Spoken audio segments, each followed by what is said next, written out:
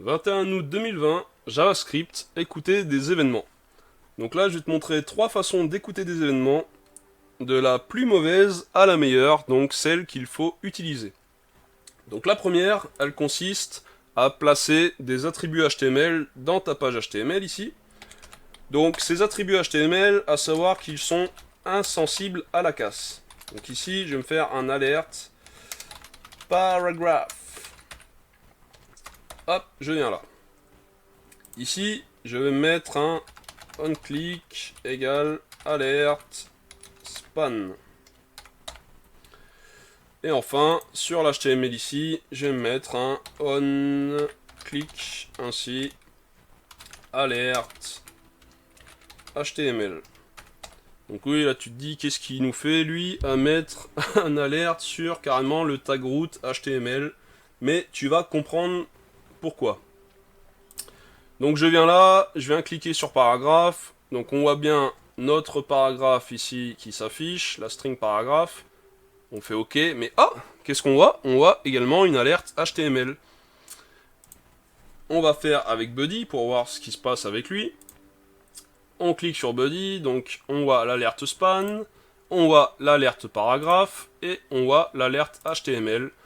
Donc là, ce qui se passe en fait, c'est le bubbling. C'est-à-dire que c'est un type de propagation qui fait que l'événement est propagé à ses ancêtres. Donc ici, on a cliqué là, mais le clic est propagé à celui-là, donc il m'exécute alerte paragraphe, et il est propagé jusqu'à l'élément root, donc qui possède également un gestionnaire d'événements ici, onClick, qui du coup nous lance alerte HTML, donc l'événement est propagé par bubbling. A savoir que bubbling, c'est la propagation par défaut des événements. Donc, du coup, ici, si tu veux stopper ça, par exemple, si tu veux le stopper quand tu cliques sur notre span buddy, eh bien, tu places un event stop propagation. Enfin bref, ce qui compte ici, c'est la méthode stop propagation. Je reviens là, je clique sur Buddy, je vois mon alerte span, je fais OK, et pouf, c'est tout. Parce qu'on a stoppé la propagation de l'événement. Donc là, par contre, si je clique sur paragraphe, je vais voir paragraphe, et je vois HTML. Donc du coup, même chose, je viens prendre ça, je viens ici, je reclique sur paragraphe, on voit paragraphe, et c'est tout. Celui-ci n'est pas enclenché, parce qu'on a stoppé la propagation. Donc, tu commences à voir ici que ça commence à devenir drôlement sale ton HTML. Parce qu'on n'a même pas encore de classe sur notre élément P, on n'a pas d'attribut particulier, et ça commence vraiment à devenir dégueulasse. Donc du coup, on vient là, on se supprime ça, et on se supprime ça. Donc après, ce que tu peux faire, bien sûr, c'est mettre un script externe. Donc ici, je l'ai appelé onEvent, et travailler dans ce script externe. Donc pour ce faire, on va d'abord récupérer nos éléments dans le DOM.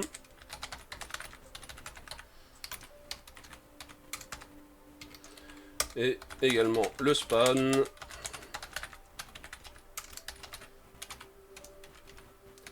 Span. Est-ce que je... Hop, autant pour moi. Désolé. Hop. Je vais également récupérer l'input qui nous servira après. Body.querySelector input. Tac.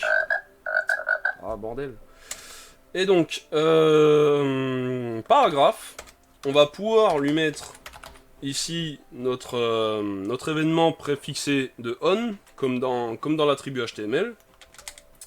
Et du coup, en callback ici, on va pouvoir lui passer un alerte paragraphe. Tac. Le span, lui, ce qu'on va faire, donc on va faire onClick, et par contre, on va appeler une fonction, donc alert span. Attention, ne pas mettre les parenthèses, sinon ça exécute le code directement. Nous, ce qu'on veut, c'est que ça appelle cette fonction uniquement quand on clique sur le span. Et du coup, on va déclarer cette fonction ici, alert span Et on va faire alert span.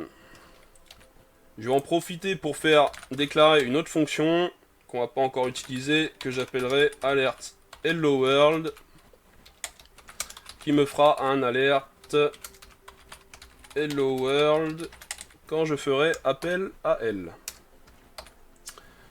Donc là, du coup, je viens là, je clique sur paragraphe, on voit paragraphe, je clique sur body, on voit span, et on voit également paragraphe parce que t'as compris qu'ici, j'ai pas mis l'event stop propagation. Hop, et maintenant, si je clique sur body, on voit span, et c'est tout.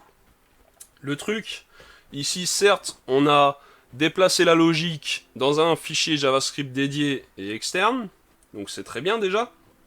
Mais par contre, le truc, c'est que tu ne peux pas... Il y a plusieurs inconvénients avec cette façon de faire, là. Donc c'est la deuxième façon, qui est l'ancienne façon de faire. Donc par exemple, si ici, je prends le même élément, que je prends le même événement, et que je fais un callback différent, donc alert hello world, je viens cliquer, hop, je vais me mettre hop, le event stop propagation. Je viens cliquer sur body, et paf, tu vois le alert hello world, mais normalement, on aurait dû voir, enfin, théoriquement, on s'attendait à avoir le alert span, mais ce n'est pas le cas. Pourquoi? Parce que onClick, du coup, enfin, cette façon de faire ne gère pas plusieurs callbacks pour un même événement, pour un même élément. Donc déjà, premier problème avec cette façon de faire. Ensuite, si je clique plusieurs fois dessus, bah en gros, j'ai pas moyen de stopper ça, quoi. À chaque fois que je cliquerai, il se passera ça. Donc admettons que je veuille que ça se passe qu'une fois, ou 3, 4 fois et tout, eh bien, je me retrouve un peu emmerdé. Pareil, dernier point, on ne peut pas placer non plus tous les événements en écoute de cette façon. Par exemple, si on prend DOM Content, Loaded et Transition End, on ne peut pas les écouter de cette manière.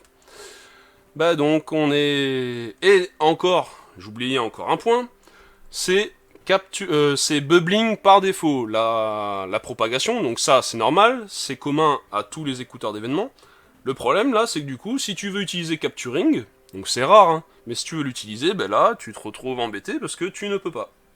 Donc ça commence à faire pas mal de points négatifs par rapport à notre dernière façon de faire qui va être add event listener. Je vais fermer ça.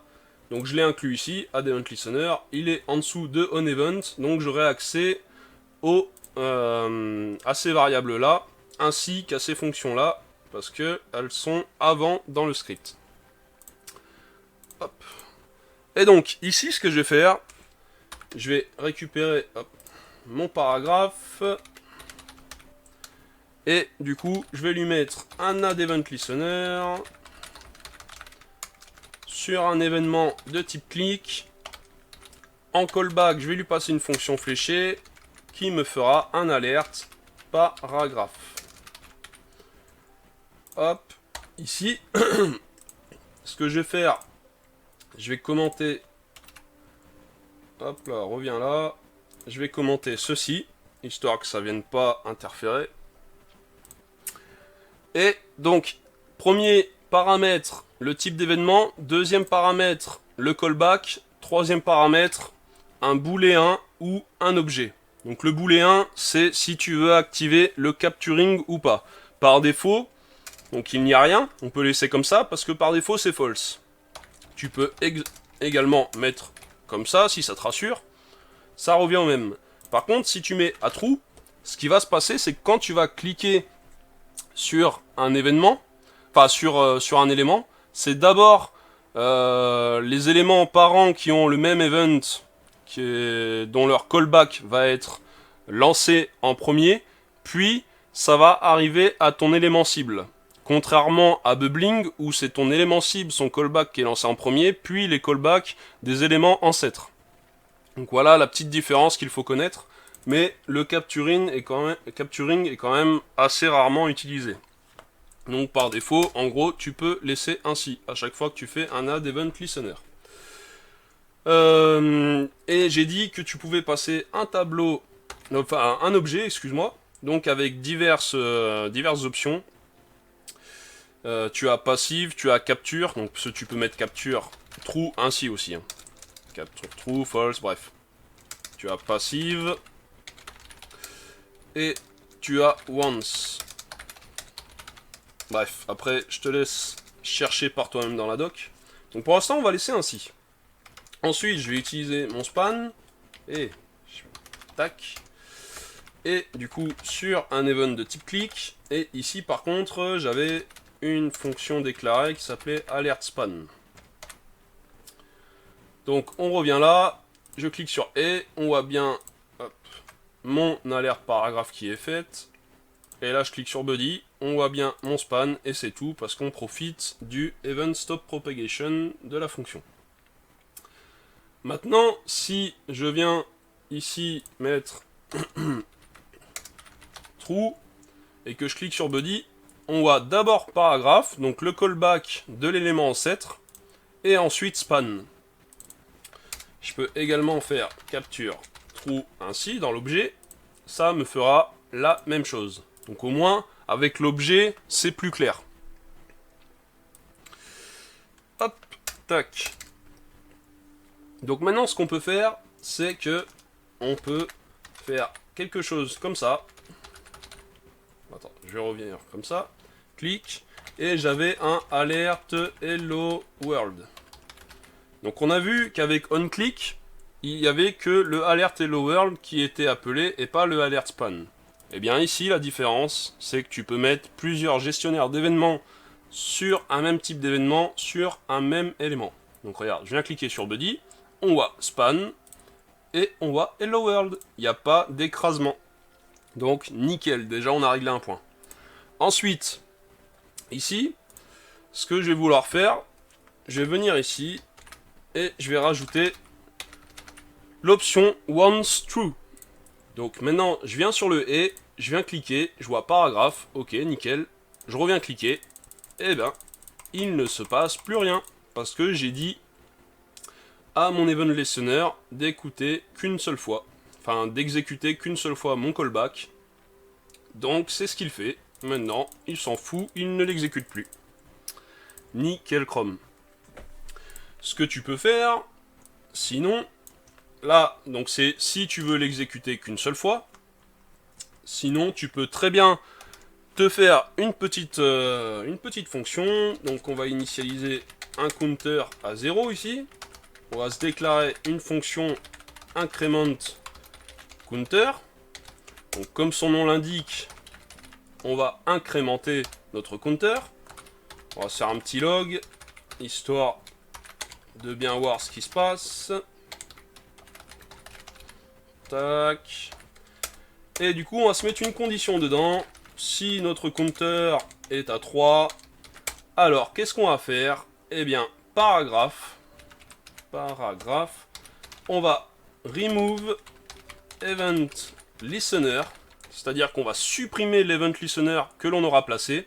Et attention, il faut qu'il contienne exactement ce qui aura été placé dans la d'event listener. Donc là, je ne l'ai pas fait. Hop. Attends, je vais copier ça. Tac, je commente. Je viens là. Et clique. Et on va appeler donc increment counter. Donc du coup, ici, si je veux que ça fonctionne, je mets increment counter. Hop, on va aérer ça un peu. Tac. Et c'est parti. Donc là, je viens ici, je clique sur et, on voit compteur qui passe à 1. Je reclique, compteur qui passe à 2. Je reclique, compteur qui passe à 3. Je reclique, et hop, il ne se passe plus rien. Pourquoi? Parce que l'event listener a tout bêtement été supprimé.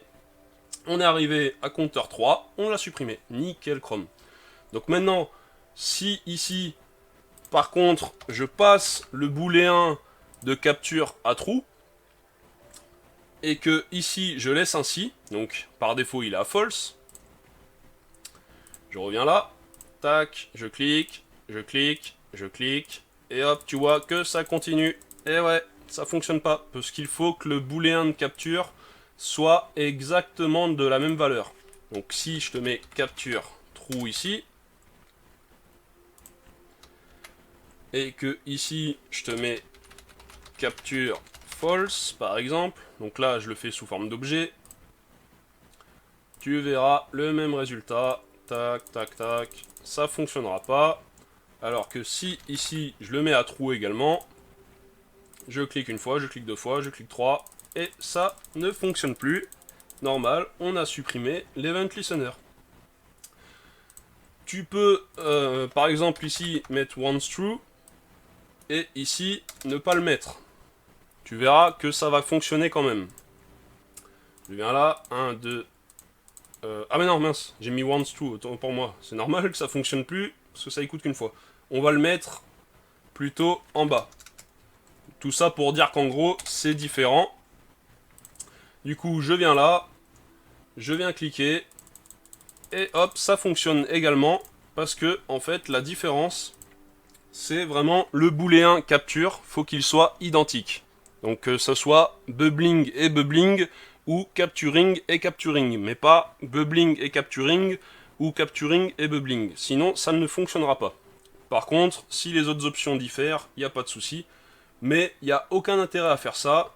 Pour pas se prendre la tête et que ça soit plus lisible ton code, tu mets exactement la même chose que tu auras mis dans la Event Listener. Tu viens ici et tu viens copier ce que tu as mis dans la Event Listener. Et là, tu n'auras aucun souci. Donc là, on est nickel. On a vu comment mettre plusieurs gestionnaires d'événements, comment lancer qu'une seule fois notre callback, comment le lancer le nombre de fois que l'on veut avec un counter, pour ensuite supprimer le listener. Donc maintenant, ce que je vais faire, donc j'ai mon input, donc je vais lui mettre plusieurs events dessus, clic, key-up, et contexte menu. Je vais boucler dessus. Donc là, en fait, ça revient au même que si je mettais 3 lignes de add event listener, sauf que je fais une boucle. Donc là, chacun de ces éléments, ça s'appellera event type, c'est le cas, c'est un type d'événement. Et en callback, je fais une fonction fléchée ici, alerte, et là, je vais mettre event triggered. Attends, il y a 2 G je crois, et là il n'y a qu'un R. Et donc ça sera, hop, merde, event type. Tac. Donc là, attends, je me relis. Ok. Donc maintenant, si je viens au niveau de mon input, je viens cliquer dedans. Event type.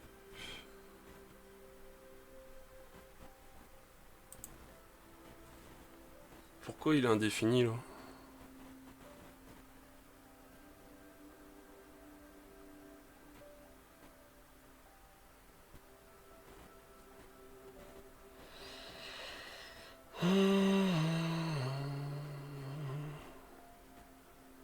Ah merde, qu'est-ce que j'ai fait là? Attends.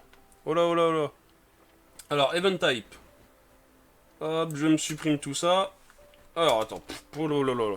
Alors, event type, j'ai mon type. Et après, j'ai mon callback. Donc ici, je vais me faire un input add event listener. Hop.